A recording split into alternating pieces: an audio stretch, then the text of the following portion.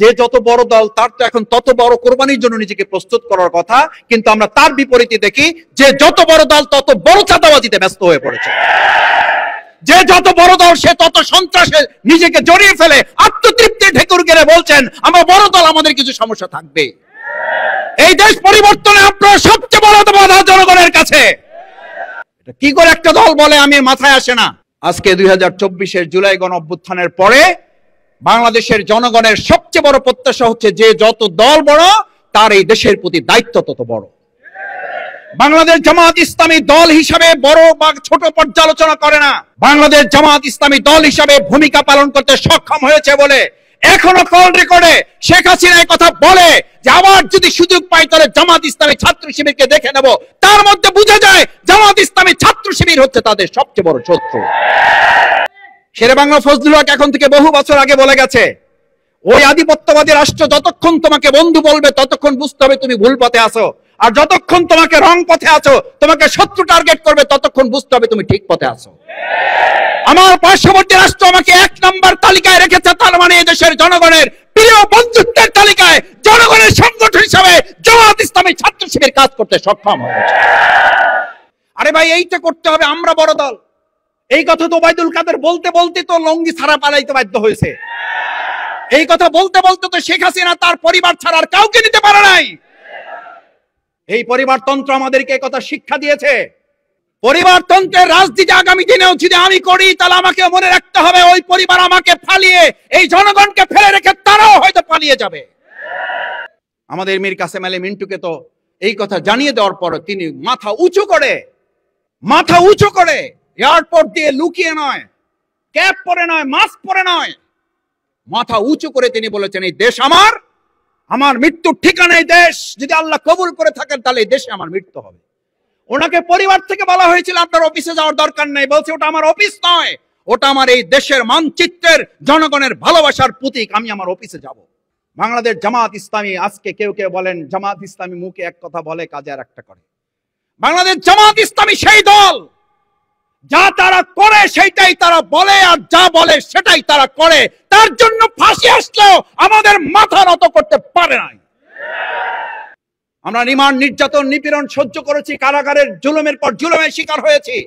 আমার সামনে দিয়ে আমি বের হয়ে সাংবাদিক বৃন্দকে জিজ্ঞেস করেছিলাম, আমি কোর্টে গিয়ে আমার সাংবাদিক ভাইদের কাছে অনুনয় বিনয়ের সাথে জানতে চেয়েছিলাম, তখন আমার ভাইয়েরা আচ্ছা বলতে পারেন আমি শফিকুল ইসলাম মাসুদ তখন ঢাকা মহানগরীর কেবলমাত্র সহকারী সেক্রেটারি হয়েছে।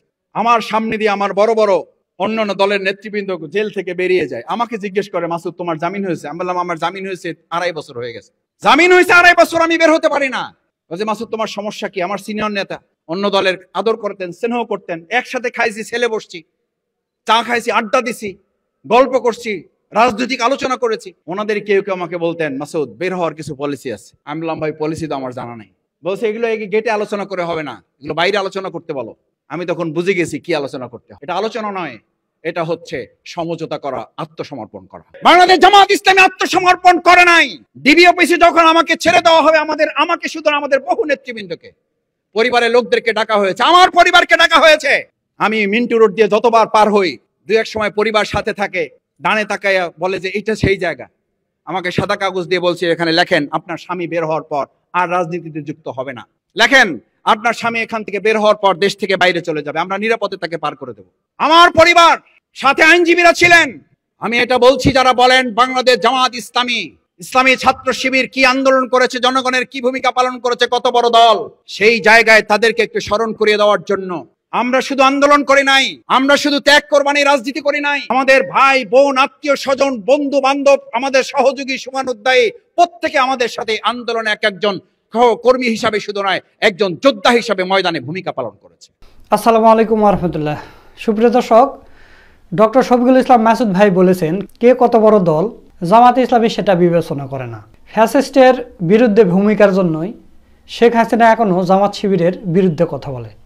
শেখ হাসিনা বলেছে যে যদি কোনোদিন সময় সুযোগ পাই তাহলে জামাত শিবিরকে দেখে নেব। এর আগে আপনারা দেখেছেন 2 দিন আগের ঘটনা, একটা পুলিশকে ফোন দিয়েছে আওয়ামী লীগের এক নেতা, সে ওই কলকাতা থেকে বলতেছে যে আমরা তাও কলকাতা পালাতে পেরেছি, কিন্তু আমরা এরপর যে অ্যাকশানটা নেব জামাত শিবিরের একজনও কিন্তু ওই পাকিস্তানে পালাতে পারবে না। বাংলাদেশ আওয়ামী লীগ আবার ফিরবে এবং ভয়ঙ্কর ভাবে। এই জামাতের যত বংশ বীজ আছে না, আমরা তো ইন্ডিয়া ভাইয়া আসতে পারছি। এই জামাতের যারা বীজ আছে এরা তো পাকিস্তানও যেতে পারবে না। পাকিস্তান যেতে হলে তো ইন্ডিয়া পাঁচ করে যেতে হবে, হ্যাঁ, এয়ারেও যেতে পারবে না, কোনো দিক দিয়ে যেতে পারবে না। কোথায় যাবে? হ্যাঁ, আমরা তো সবাই বেঁচে আছি। হয়তোবা কিছু লোকজন নিরীহ কিছু নেতা কর্মীদের উপর অত্যাচার করে মেরে ফেলানো হয়েছে, হ্যাঁ, ম্যাক্সিমাম বেঁচে আছি। কিন্তু বাংলাদেশ আওয়ামী লীগের 4 কোটির উপরে নেতা কর্মী আছে, একদম নেতা কর্মী।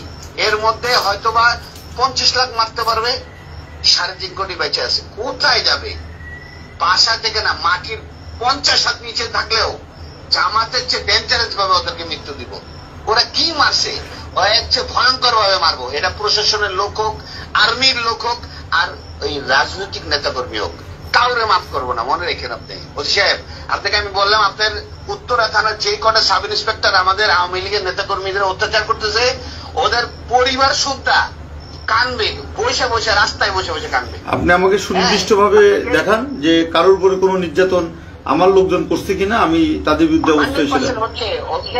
শোনেন, আমরা কোন অত্যাচারিত হয়ে আপনার মতো একজন থানা ইনচার্জকে ফোন করে এই রাত 1টা বাজে আপনাকে ফোন করে এত ডেসপারেটনেস কথা বলতেছে, আপনি বুঝতে পারতেছেন না আমাদের ওয়ালে কতটুকু পিঠ থেকে গেছে।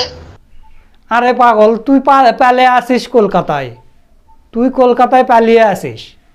জামাত শিবির তো পালিয়ে যায়নি, জামাত শিবির জীবন দিছে এই দেশে, পালায়নি কোনো দিনও নয়। তুই পালিয়ে আসিস কেন? একজন পলাতক আসামি বলতেছে যে আমি তোকে দেখে নেব, তো এটা একটা হাস্যকর বিষয়। কিন্তু বিএনপির বিরুদ্ধে কেউ কিছুই বলতেছে না। আওয়ামী লীগের কোনো নেতা বিএনপির বিরুদ্ধে কিছু বলেনি, বা আওয়ামী লীগের নেতা বা হাসিনা স্বয়ং নিজেও বলেছে যে জামাত শিবিরের কারণে আমাকে দেশ ছেড়ে পালিয়ে যেতে হয়েছে। এইদিকে আবার আরেকটা দল চাঁদাবাজি শুরু করে দিয়েছে, ওই আওয়ামী লীগের সাথে আতাত করতেছে, ভারতের সাথে আতাত করতেছে। তো তাদেরকে কিছু বলা হলে বলে যে আমরা বিশাল বড় দল, বাংলাদেশের মধ্যে বড় দল, তো বড় দলের জনসংখ্যা বেশি, তো এই কারণে টুকটাক একটু চাঁদাবাজি, ছিনতাই, ধর্ষণ এরকম হয়। আপনারা দেখছেন গতকালকের ঘটনায় স্বামীকে বেঁধে রেখে স্ত্রীকে উল্লঙ্গ করে ধর্ষণ করছে, পালাক্রমে ধর্ষণ করছে। স্বামীকে উল্লঙ্গ করছে আগে, করার পর স্ত্রীকে উল্লঙ্গ করে স্বামীর সামনে ধর্ষণ করছে এই বিএনপি নেতারা চাঁদা না দেওয়ার কারণে।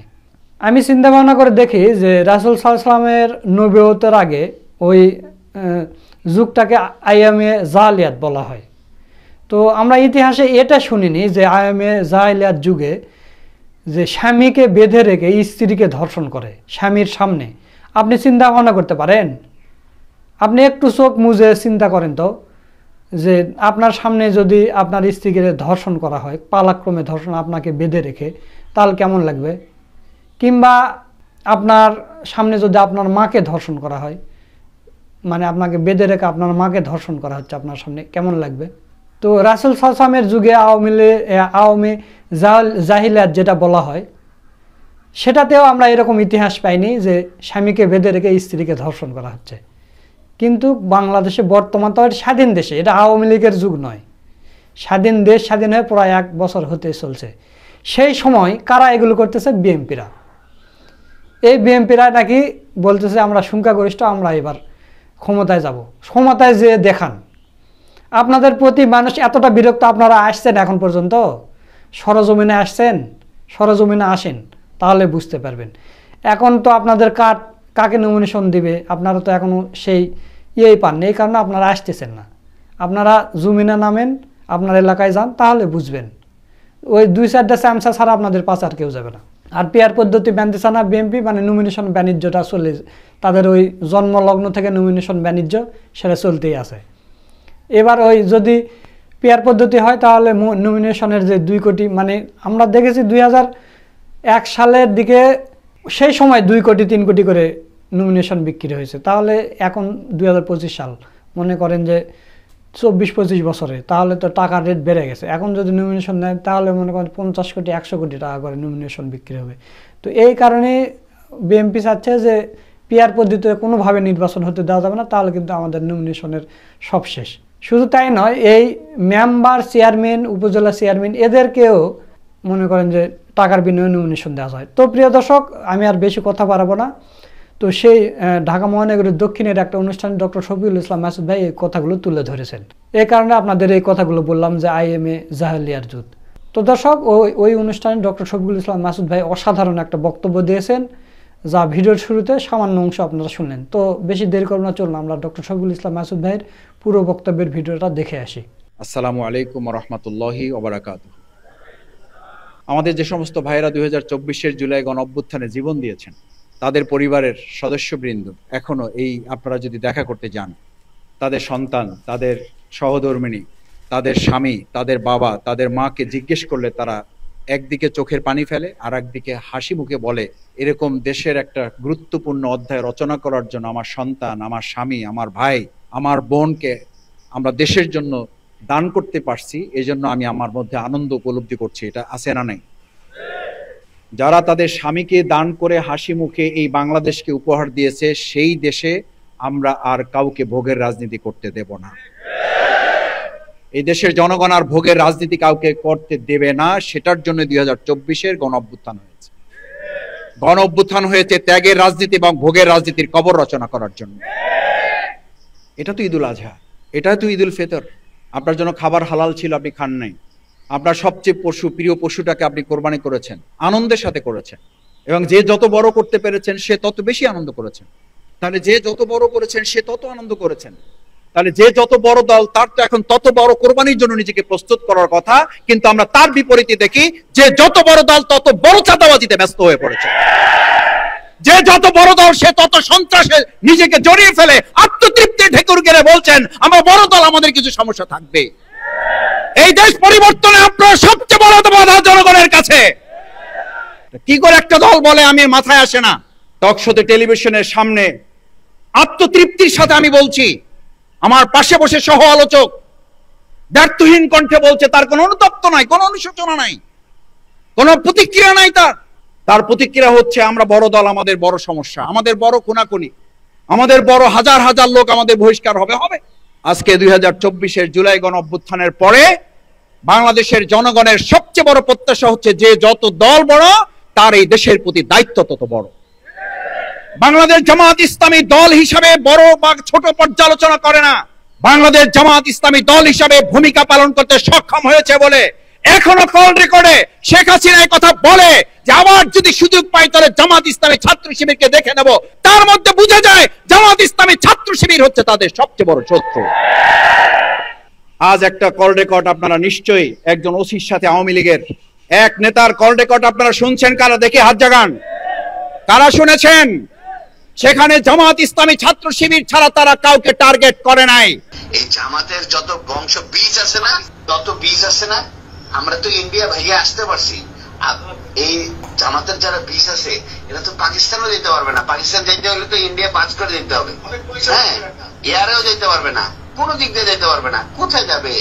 হ্যাঁ, আমরা তো সবাই বেঁচে আছি, কোথায় যাবে?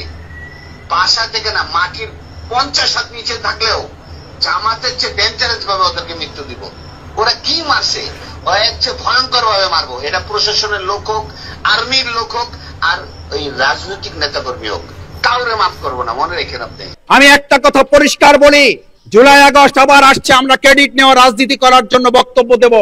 আমি ক্রেডিট নেওয়ার জন্য এই বক্তব্য দিচ্ছি না। সাংবাদিক বন্ধুদের আমার কথায় ভুল বুঝবেন না। ওই কল রেকর্ডে পরিষ্কার আওয়ামী লীগের নেতা যখন ওসিকে কথা বলছেন, ভালো করে মনে রাখবেন জামাত ইসলামীর বীজ পর্যন্ত আমরা শেষ করে দেব, কারণ তাদের কারণে আমাদের পতন হয়েছে। পৃথিবীর একজন শ্রেষ্ঠ ইসলামিক স্কলার, তাকে জিজ্ঞেস করা হয়েছিল, তার কাছে জানতে চাওয়া হয়েছিল আমি কি করে বুঝবো আমার প্রকৃত শত্রুকে, আমি কি করে বুঝবো দেশের কল্যাণে কে আসলে কাজ করে, আমি কি করে বুঝবো যে প্রকৃত টার্গেট আমাকে কাকে নিতে হবে, ভালো দল কোনটা বা বুঝার উপায় কি? তিনি একটা কথা বলেছিলেন, ভালো দল কোনটা, দেশের প্রয়োজনে মানুষের গণতন্ত্রের জন্য দল কোনটা, আধিপত্যবাদের বিরুদ্ধে লড়াই করে কারা টিকে ছিল দল কোনটা বুঝার উপায় হচ্ছে তুমি তোমার শত্রুর দিকে তাকাও। শত্রু কাকে টার্গেট করেছে? সে হচ্ছে জনগণের বন্ধু। জনগণের ভোট ছাড়া আর একজন স্বরাষ্ট্রমন্ত্রী হয়েছিলেন, সেই লোকে এখন কোথায় কোথায় বসে বক্তৃতা দিচ্ছে। সেও বলতেছে যে সুযোগ পাইলে জামাত ইসলামী ছাত্র শিবিরকে দেখে নেব। আমার কাছে ভালো লাগে, আমি ছাত্র জীবনে এই প্রেস ক্লাবে উল্টা পাশে আপনারা সবাই চেনেন, এটা আজকের কথা না, 2006 সালে 6 সালে ইসলামী ছাত্র শিবিরকে আমাদের পার্শ্ববর্তী রাষ্ট্রের বক্তব্য অনুযায়ী বলা হলো ইসলামী ছাত্র শিবির 1 নম্বর জঙ্গি সংগঠন। কয় নাম্বার? 1 নম্বর। পরের দিন আমাদের প্রোগ্রাম ছিল প্রেস ক্লাবে, আমাকে এসে টেলিভিশনের সাংবাদিক বৃন্দ ধরছে, ভাই প্রতিবেশী রাষ্ট্র আপনাদেরকে 1 নম্বর জঙ্গি সংগঠন বলছে, এই হিসেবে ছাত্র শিবিরের কেন্দ্র হিসেবে এসে আপনার মন্তব্য জানতে চাই। আমি বসা ছিলাম, একটু ঢিলাঢালা বসা ছিলাম, এই ঢিলাঢালা বসা থেকে বুকটা টান করছি, টান করে আমি বললাম, ভাই আলহামদুলিল্লাহ, আল্লাহ শুকরিয়া আদায় করছি, কৃতজ্ঞতা প্রকাশ করছি ওই আল্লাহর দরবারে সিজদাবনত চিত্তে। কারণ শেরে বাংলা ফজলুল হকের এলাকার মানুষ, আমি বরিশালের লোক। শেরে বাংলা ফজলুল হক এখন থেকে বহু বছর আগে বলে গেছে, ওই আধিপত্যবাদী রাষ্ট্র যতক্ষণ তোমাকে বন্ধু বলবে ততক্ষণ বুঝতে হবে তুমি ভুল পথে আছো, আর যতক্ষণ তোমাকে রং পথে আছো, তোমাকে শত্রু টার্গেট করবে ততক্ষণ বুঝতে হবে তুমি ঠিক পথে আছো। আমার পার্শ্ববর্তী রাষ্ট্র আমাকে 1 নম্বর তালিকায় রেখেছে, তার মানে এই দেশের জনগণের প্রিয় বন্ধুত্বের তালিকায় জনগণের সংগঠন হিসাবে জামাত ইসলামী ছাত্র শিবির কাজ করতে সক্ষম হয়েছে। 2024-এর জুলাই আগস্টের গণ অভ্যুত্থানে আমরা শুধু একটা সরকার পতন করি নাই, আমরা শুধু শেখ হাসিনার লড়াই নাই, আমরা আধিপত্যবাদের কবর রচনা করেছি। সেই কারণে আমাদের এই প্রেস ক্লাবে, আমাদের এই পল্টন মোড়ে, আমাদের এই মৎস্য ভবনে এই নেতারা যারা এখানে কর্মীরা বসে আছেন, ক্ষুদ্র ক্ষুদ্র কর্মীরা জীবন বাজি রেখেছেন।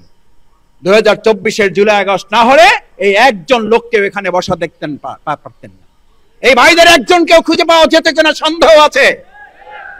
জীবন বাজি রেখে তারা এখানে পল্টন মোড়ে এসেছে, জীবন বাজি রেখে মৎস্য ভবনে এসেছে। তারা জানতো না সেনাবাহিনী, পুলিশ, র্যাব আমাদেরকে গুলি করবে নাকি তারা আমাদেরকে বুকে আগলে ধরবে। আমরা গুলি বুকে ধারণ করার সিদ্ধান্ত নিয়ে ওখানে এসেছিলাম।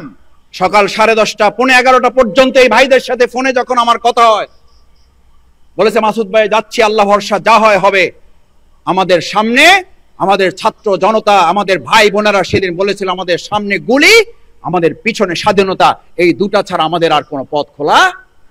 আমরা বড় দল, আমরা এটা চাচ্ছি, এটা হবে, আমরা এটা করতে চাই, এটা করতেই হবে। আরে ভাই এইটা করতে হবে, আমরা বড় দল। এই কথা তো ওবায়দুল কাদের বলতে বলতে তো লঙ্গি ছাড়া পালাইতে বাধ্য হয়েছে। এই কথা বলতে বলতে তো শেখ হাসিনা তার পরিবার ছাড়া আর কাউকে নিতে পারে নাই। এই পরিবারতন্ত্র আমাদেরকে এই কথা শিক্ষা দিয়েছে। পরিবারতন্ত্রের রাজনীতি আগামী দিনেও যদি আমি করি, তাহলে আমাকে মনে রাখতে হবে ওই পরিবার আমাকে ফালিয়ে এই জনগণকে ফেলে রেখে তারাও হয়তো পালিয়ে যাবে।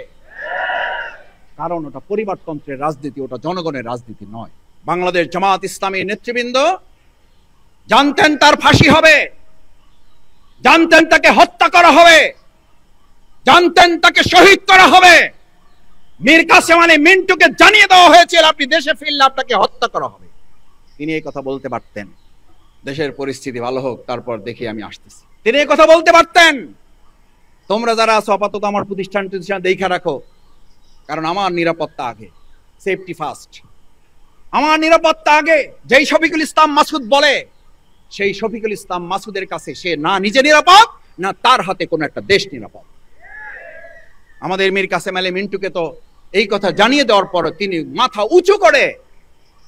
উঁচু করে এয়ারপোর্ট দিয়ে লুকিয়ে নয়, ক্যাপ পরে নয়, মাস্ক পরে নয়, মাথা উঁচু করে তিনি বলেছেন, এই দেশ আমার, আমার মৃত্যুর ঠিকানা এই দেশ, যদি আল্লাহ কবুল করে থাকেন তাহলে এই দেশে আমার মৃত্যু হবে। ওনাকে পরিবার থেকে বলা হয়েছিল আপনার অফিসে যাওয়ার দরকার নেই, বলছে ওটা আমার অফিস নয়, ওটা আমার এই দেশের মানচিত্রের জনগণের ভালোবাসার প্রতীক, আমি আমার অফিসে যাব। উনি ঘর থেকে গ্রেফতার হয়েছেন, অফিস থেকে হয়েছেন। This is history, we have nicely glorious past. Bangladesh Jamaat Islami, আজকে কেউ কেউ বলেন জামাত ইসলামী মুখে এক কথা বলে, কাজে আর একটা করে। বাংলাদেশ জামাত ইসলামী সেই দল, যা তারা করে সেটাই তারা বলে, আর যা বলে সেটাই তারা করে। তার জন্য ফাঁসি আসলেও আমাদের মাথা নত করতে পারে নাই। এটা আমাদের অহংকার, এটা আল্লাহর পরে ভরসা করে আমরা এই কথা আমরাই শুধু বলতে পারি। আমাদের মতো ছোট মানুষদেরকে বলা হয়েছিল পার্শ্ববর্তী রাষ্ট্রের সাথে সম্পর্ক রক্ষা করা চলেন, মামলা হামলা নির্যাতন রিমান্ড কিছুই থাকবে না, আজকে বাড়ি চলে যেতে পারবে। সেই অফিসাররা নিশ্চয়ই এখনো জীবিত আছেন। অমুক দলের সাথে জোট ছাড়েন, জোটের সাথে থাকতে হবে না, আপনারা আপনাদের মতো করে কাজ করেন, আপনাদেরকে কাজ করার সুযোগ দেওয়া হবে, আপনাদেরকে মিছিল করার সুযোগ দেব, জোট থেকে বেরিয়ে আসেন। আমরা জনগণের সাথে, জোটের সাথে আমরা বেইমানি করি নাই। আমরা রিমান্ড, নির্যাতন, নিপীড়ন সহ্য করেছি, কারাগারের জুলুমের পর জুলুমের শিকার হয়েছি। আমাদের সামনে দিয়ে, আমার সামনে দিয়ে আমি বের হয়ে সাংবাদিক বৃন্দকে জিজ্ঞেস করেছিলাম, আমি কোর্টে গিয়ে আমার সাংবাদিক ভাইদের কাছে অনুনয় বিনয়ের সাথে জানতে চেয়েছিলাম, তখন আমার ভাইয়েরা আচ্ছা বলতে পারেন আমি শফিকুল ইসলাম মাসুদ তখন ঢাকা মহানগরীর কেবলমাত্র সহকারী সেক্রেটারি হয়েছি, কেবল সহকারী সেক্রেটারি হয়েছি। আমার সামনে দিয়ে আমার বড় বড় অন্যান্য দলের নেতৃবৃন্দ জেল থেকে বেরিয়ে যায়, আমাকে জিজ্ঞেস করে মাসুদ তোমার জামিন হয়েছে? আমি বললাম আমার জামিন হয়েছে 2.5 বছর হয়ে গেছে। কয় বছর? 2.5 বছর হয়ে গেছে, জামিন হয়েছে 2.5 বছর, আমি বের হতে পারি না। বলছে মাসুদ তোমার সমস্যা কি? আমার সিনিয়র নেতা, অন্য দলের আদর করতেন, স্নেহ করতেন, একসাথে খাইছি, ছেলে বসছি, চা খাইছি, আড্ডা দিছি, গল্প করছি, রাজনৈতিক আলোচনা করেছি। ওনাদের কেউ কেউ আমাকে বলতেন মাসুদ বের হওয়ার কিছু পলিসি আছে। আমি বললাম ভাই পলিসি তো আমার জানা নেই। বলছে এগুলো গেটে আলোচনা করে হবে না, এগুলো বাইরে আলোচনা করতে বলো। আমি তখন বুঝে গেছি কি আলোচনা করতে হবে। এটা আলোচনা নয়, এটা হচ্ছে সমঝোতা করা, আত্মসমর্পণ করা। বাংলাদেশ জামাত ইসলামী আত্মসমর্পণ করে নাই। ডিবি অফিসে যখন আমাকে ছেড়ে দেওয়া হবে, আমাকে শুধু আমাদের বহু নেতৃবৃন্দকে, পরিবারের লোকদেরকে ডাকা হয়েছে, আমার পরিবারকে ডাকা হয়েছে। আমি মিন্টু রোড দিয়ে যতবার পার হই, দুই এক সময় পরিবার সাথে থাকে, ডানে তাকাইয়া বলে যে এটা সেই জায়গা। আমাকে সাদা কাগজ দিয়ে বলছে এখানে লেখেন আপনার স্বামী বের হওয়ার পর আর রাজনীতিতে যুক্ত হবে না, লেখেন আপনার স্বামী এখান থেকে বের হওয়ার পর দেশ থেকে বাইরে চলে যাবে, আমরা নিরাপদে তাকে পার করে দেব। আমার পরিবার সাথে আইনজীবীরা ছিলেন। আমি এটা বলছি, যারা বলেন বাংলাদেশ জামাত ইসলামী, ইসলামী ছাত্র শিবির কি আন্দোলন করেছে, জনগণের কি ভূমিকা পালন করেছে, কত বড় দল, সেই জায়গায় তাদেরকে একটু স্মরণ করিয়ে দেওয়ার জন্য আমরা শুধু আন্দোলন করি নাই, আমরা শুধু ত্যাগ কোরবানি রাজনীতি করি নাই। আমাদের ভাই বোন, আত্মীয় স্বজন, বন্ধু বান্ধব, আমাদের সহযোগী, শুভানুধ্যায়ী প্রত্যেকে আমাদের সাথে আন্দোলনে এক একজন কর্মী হিসাবে শুধু নয়, একজন যোদ্ধা হিসাবে ময়দানে ভূমিকা পালন করেছে। সাদা কাগজ ছুঁড়ে ফেলে দিয়ে বলেছিলেন আমার স্বামী 2.5 বছর হয়েছে, জামিন হয়েছে, তাকে বের হতে দিচ্ছেন না। জামিন হয়েছে, গেট থেকে ধরে নিয়ে আপনারা মিন্টু রোডে নিয়ে আসছেন। এখানে আবার আমাকে লিখিত দিতে বলছেন। আমার স্বামী আমাদেরকে আগেই জানিয়ে রেখেছে প্রয়োজনে জেলখানায় আমার মৃত্যু হবে, তারপরও কারোর সাথে আন্ডারস্ট্যান্ডিং করে এখান থেকে আমার বের হওয়ার প্রয়োজন নাই।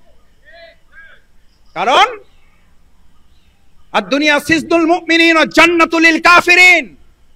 আমি জেলখানায় বহুবার এই হাদিস মানুষের সামনে বলেছি, কারারক্ষীদেরকে বলেছি, ডিবি পুলিশদেরকে আমি এই হাদিস শুনিয়েছি। মিন্টু রোডে আমি আমার কারারক্ষী সহ আমাদের যারা ছিলেন মিন্টু রোডে আমার সাথে, আমি তাদেরকে ওখানে বসে হাদিসের দার্স পেশ করেছি। আমার ভাইয়েরা কোথায় যাবেন? দুনিয়াটা মুমিনের জন্য জেলখানা, আমি তো ছোট একটা জেলখানায় আছি, বের হয়ে বড় জেলখানায় যাব। আমার আইনজীবী, আমার শ্রদ্ধেয় আজকে দায়িত্বশীল প্রধান অতিথি অ্যাডভোকেট হেলাল ভাই মাঝে মধ্যে আমাকে সান্ত্বনা দিতেন, মাসুদ ভাই বের হয়ে যাবেন। আইনজীবী তো সান্ত্বনা দেওয়ার দায়িত্ব তার, আর দায়িত্বশীল হিসেবে তো দেওয়া লাগেই। আমি বললাম ভাই বের হয়ে কই যাব? কয় যে বাড়ি যাবেন। আমি বললাম ওটা তো বড় জেলখানা। আর দুনিয়া সিজনুল মুমিনিন, গোটা দুনিয়াটা যদি ইমানদার হন, গোটা দুনিয়াটা তার জন্য কি? জেলখানা। ও জান্নাতুল লিল কাফিরিন। সুতরাং আজকে যারা জামাত ইসলামীকে আবার নতুন করে জেল জুলুম নির্যাতন হামলা মামলা রক্তচক্ষু দেখাচ্ছেন, ঈদুল আজহা ঈদুল ফিতর থেকে ঈদ পূর্ব মিলাদে স্পষ্ট ঘোষণা দিয়ে দিচ্ছে, ত্যাগের রাজনীতির জন্য যাদের জন্ম হয়েছে, নির্যাতন হামলা মামলা গুলি রক্তচক্ষু দেখে জামাত ইসলামীকে 1 সেকেন্ডের জন্য স্তব্ধ করা যাবে না। আমাদের জন্মই হয়েছে ত্যাগের জন্য, আমাদের জন্মই হয়েছে কোরবানির জন্য, আমাদের জন্মই হয়েছে স্যাক্রিফাইস ডেডিকেশনের জন্য। আমরা কোরবানির রাজনীতি পেশ করার জন্যই এই ময়দানে আমরা কাজ চালিয়ে যাচ্ছি। সুতরাং যারা ভোগের রাজনীতি করেন, ত্যাগের রাজনীতিওয়ালাদের সাথে পাঙ্গা নিতে আসলে ভালো হয়। কারণ আমরা মৃত্যুকে খুঁজে বেড়াই, আর যারা ভোগের রাজনীতি করা তার মৃত্যু থেকে পালিয়ে বেড়ায়। যারা মৃত্যুকে খুঁজে বেড়ায় তাদেরকে মৃত্যুর ভয় দেখিয়ে কোনো লাভ হবে না। আমাদের নেতৃবৃন্দ মৃত্যুকে ভয় পান নাই। আজকে বাংলাদেশ জামাত ইসলামী এই সমাজটাকে বদলাতে চায়। আমরা চাঁদাবাজের বিরুদ্ধে কথা বলি, তাতে নাকি আমরা বিভেদের রাজনীতি করি, তাতে নাকি আমরা ফ্যাসিবাদের উত্থানের জন্য সুযোগ করে দিচ্ছি। আরে ভাই, ফ্যাসিবাদের উত্থান ঠেকানোর জন্যই তো চাঁদাবাজকে দমন করা আমাদের সবাই মিলে দায়িত্ব ছিল। আমরা যখন কথা বলেছি এক চাঁদাবাজের বদলে আর এক চাঁদাবাজ, তখন আপনার বলতে হতো সবাই মিলে আমরা চাঁদাবাজের বিরুদ্ধে ঐক্যবদ্ধ আন্দোলন গড়ে তুলতে চাই। আমি তা না করে আমি মাথায় হাত দিলাম সেই গল্পের মতো, যে আজকে চুরি করে আসছে তার মাথায় একটা হাঁসের পালক আছে, সাথে সাথে আপনি হাত দিলেন, আশেপাশে লোকেরা আপনাকে চোর বলবে না ভালো বলবে? আপনি কেন হাত দিলেন? আপনি চুরি করলেন না, তাহলে মাথায় হাত দিলেন কেন? বলা তো হয় নাই যে সবার মাথায় পালক আছে, এই কথা তো আমরা বলি নাই। আমরা তো নাম ধরে কাউকে বলি নাই যে আপনি চুরি করে আসছেন আপনার মাথায় হাঁসের পালক আছে। আমরা শুধু বলছি এখানে যারা আছেন চুরি করে যা আসছেন তার মাথায় হাঁসের পালক, আপনি হাত দিলেন কেন? গণ অভ্যুত্থানের জন্য আজ আমাদের যে জিনিসটি সবচেয়ে বেশি প্রয়োজন, সেই জিনিসটির দিকে আমরা নিজেদেরকে ইঙ্গিত করতে চাই বলেই আমরা পিআর পদ্ধতিতে নির্বাচনের ব্যবস্থার জন্য জামাত ইসলামী এবং অন্য আরো অনেক দল এখন ঐক্যবদ্ধ হয়েছে। কারণ আপনি জাতীয় সরকার করতে চান, এটা মুখে বলেন না অন্তরে বলেন, এটা বোঝার জন্য বাস্তব প্রয়োগ পদ্ধতি হচ্ছে পিআর পদ্ধতি। তাহলে আপনি বড় দল না ছোট দল? আপনি যদি বড় দল হন তাহলে আপনি বড় অংশ পাবেন। আপনি বড় অংশ পাবেন, আপনার অসুবিধাটা কি? আপনি তো বড় দল, তাহলে আপনার ভয় কেন? আমি তো ছোট দল, আমার তো ভয় নাই। আমি ছোট দল, আমি ছোট অংশ পাবো, জনগণ যা রায় দেবে তার ভিত্তিতে হিসাব হবে। কিন্তু এই 53 বছরে আমাদের অবস্থার পরিবর্তন করার জন্যই তো আমাদের এই জনগণ নতুন কোন একটা বন্দোবস্তের কথা তারা বলতে চায়। 53 বছরে আমাদের এই সংস্কৃতি পরিবর্তন হয় নাই। এখন আমি বলতেছি এই নতুন পদ্ধতিতে আমাদের জনগণ অভ্যস্ত নয়। জনগণ অভ্যস্ত। আমরা সংস্কৃতি ভেঙে আমরা পুরনো সংস্কৃতির ঊর্ধ্বে উঠে নতুন সুন্দর কোন বন্দোবস্ত দিতে চাই না বলে আমরা এটা মানতে চাই না। জনগণ অভ্যস্ত নয়, জনগণকে এত ছোট ভাবার কোনো কারণ নেই। জনগণ এটা বুঝে, জনগণ এই পদ্ধতিতে চায় বলেই আমাদের এই আন্দোলনে এক এক করে মানুষ সম্পৃক্ত হচ্ছে। এটা চাপের কথা নয়, এটা প্রেসারের কথা নয়, এটা বাধ্য করার কথা নয়। আলোচনার ভিত্তিতেই আমাদের এই সমস্যার সমাধানের পথ বের করতে হবে। কারণ আমাদের 53 বছরেতে সব অলি গলি পার হয়ে আমরা তো এসে মানুষকে মুক্তির ব্যবস্থা করতে পারি নাই, মুক্তির রাস্তা তো আমরা দেখাতে পারি নাই। মানুষের ভাগ্য উন্নয়নের জন্য তো আমরা কোনো পথ তাদের সামনে খুলে ধরতে পারি নাই। তাহলে প্রপোর্শনাল রিপ্রেজেন্টেশনের জায়গায় আমরা কেন এখন পর্যন্ত কোনো রাস্তা তৈরি করতে পারছি না? আমার অসুবিধাটা কোথায়? যেই রাষ্ট্রই গণ অভ্যুত্থান করেছে, আমরা আগামী দিনে এমন বন্দোবস্ত মানুষের সামনে তুলে ধরতে চাই, এমন পাটাতন তৈরি করতে চাই যেখানে আর স্বৈরাচার মাথা উঁচু করে দাঁড়াতে পারবে না। 2024-এর জুলাই আগস্টের গণ অভ্যুত্থানের অন্যতম চেতনা হচ্ছে আমরা নতুন কিছু চাই। এই নতুন কিছু উপহার দেওয়ার জন্য বাংলাদেশ জামাত ইসলামীর কাছে শুধু নতুন আছে। আমরা তো একটা আহ্বান ঢাকাবাসীর কাছে করতেই তো পারি। আপনারা আপনাদের জন্য দরজা খুলে দিয়েছিলেন 17 বছর, আমাদের অফিস বন্ধ ছিল, আপনাদের ঘরকে আমাদের অফিস বানিয়ে দিয়েছেন। আমাদেরকে পুলিশ আমাদের পিছনে, গোয়েন্দা আমাদের পিছনে পিঁপড়ার মতো খুঁজে বেরিয়েছিল, আপনাদের ঘরগুলোকে আমাদের আশ্রয়ের একটা কেন্দ্র ঘর বানিয়েছিল। সেই ঢাকাবাসীর কাছে আমরা একটা আবদার তো করতেই পারি, যদি আপনার ঘরটা আমার জন্য নিরাপদ হয়, এবার ঢাকাটাকে আমরা আপনার জন্য নিরাপদ করতে চাই। এবার 20 নম্বর ওয়ার্ডকে আমরা আপনার জন্য নিরাপদ ওয়ার্ডে পরিণত করতে চাই। আপনার দোকানে গিয়ে কেউ চাঁদা চাওয়ার সাহস করবে না, আপনার দোকান অন্যায়ভাবে কেউ বন্ধ করে দেওয়ার হুমকি দিতে পারবে না। থানা, ওসি, ডিসি যারা যেখানে আছেন সবাই যার যার জায়গায় সমান ন্যায্যতা নিয়ে সে তার দায়িত্ব পালন করবে এবং কাঁধে কাঁধ মিলে আমরা কাজ করব। এই পল্টনের থানাগুলো, এই শাহবাগের থানাগুলো যখন পুলিশ প্রশাসন আসতে ভয় পাচ্ছিলেন, জামাত ইসলামের এই চেয়ারে বসা নেতৃবৃন্দ ফোন করে করে আমরা তাদেরকে সাহস জুগিয়েছি, আস্থার জায়গা তৈরি করেছে জামাত ইসলামী। আসেন, শুধু আসেন না, আপনার ওই ঘর, আপনার ওই থানার অফিস ক্লিন করে দেওয়ার জন্য আমরা ক্লিনার সহ আমরা নিজেরা গিয়ে ওখানে কাজ করেছি। সেই লোকেরা এখানে বসা আছে। কোন কোন থানায় আমরা চেয়ার কিনে দিয়েছি, কোন কোন থানা আমরা টেবিল গিফট করেছি। এটা আমরা ওই থানাকে দেই না, এটা আমরা দিয়েছি আমরা আমাদের প্রিয় দেশকে। কারণ যে থানা আমাদের দেশকে নিরাপদ করবে সেই থানাকে ওই সময় নিরাপদ করা আমরা আমাদের দায়িত্ব মনে করেছি। সুতরাং আজ এখানে আমার সামনে যারা উপস্থিত, আমরা আমাদের এই প্রিয় ঢাকা, আমরা আমাদের এই 20 নম্বর ওয়ার্ড সহ গোটা ঢাকা সিটি দক্ষিণ কর্পোরেশনকে আমরা যদি গোটা বাংলাদেশের মধ্যে মডেল করতে চাই, সেই মডেল করার একটা আহ্বান হিসেবে বাংলাদেশ জামাত ইসলামীর আহ্বান ঘরে ঘরে পৌঁছে দেওয়ার জন্য আমরা যারা আজকে এখানে এসেছি, নতুন করে কিছু করার সিদ্ধান্ত জামাত করতে পারে এই কথা বলে কি আমরা ঘরে ঘরে যাওয়ার জন্য প্রস্তুত আছি? সবাইকে আমরা পারবো ইনশাআল্লাহ। আমরা কি সবাই রাজি আছি ইনশাআল্লাহ? আল্লাহর জমিন আল্লাহর দিন বিজয়কে আমরা রাজি আছি ইনশাআল্লাহ। জুলাই অভ্যুত্থানে গুলির সামনে দাঁড়িয়েছি, প্রয়োজনে আবার গুলির সামনে দাঁড়াবো ইনশাআল্লাহ। আল্লাহ তাআলা আমাদের হাতগুলো কবুল করুন।